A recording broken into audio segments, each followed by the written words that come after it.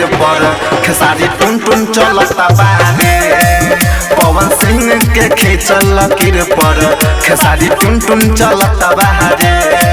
कमरिया पतरे पतरे गाके ए सटार बनता रे।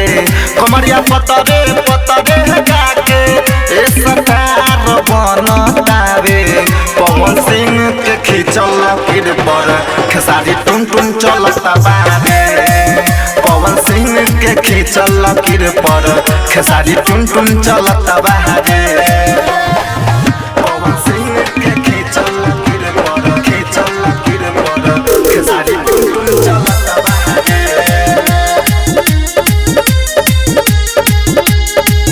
पवन सिंह के खींचल लकीर पर खेसारी टुन टुन चलता बारे।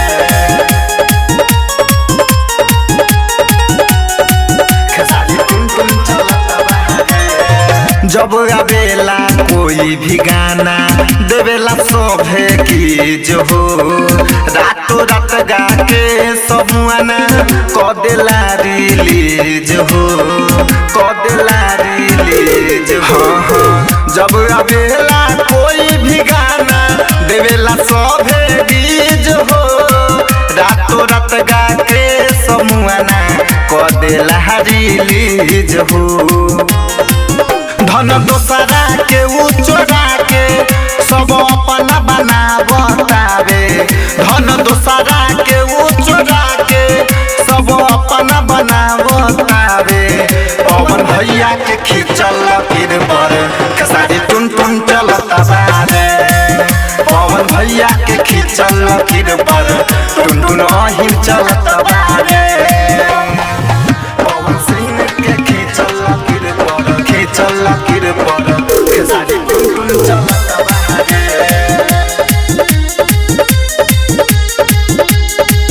पवन सिंह के खींचल लकीर पर खेसारी टुन टुन चलता बारे।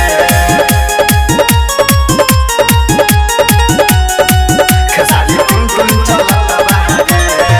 पवन सिंह प्रियांशु के मेटर चुपे चोरी उठैले बा। टुन टुन यादव गा के ई गाना यूट्यूब में मार करैले बा। सुनाए भैया पवन सिंह प्रियांशु के मेटर चुपे चोरी उठैले बा।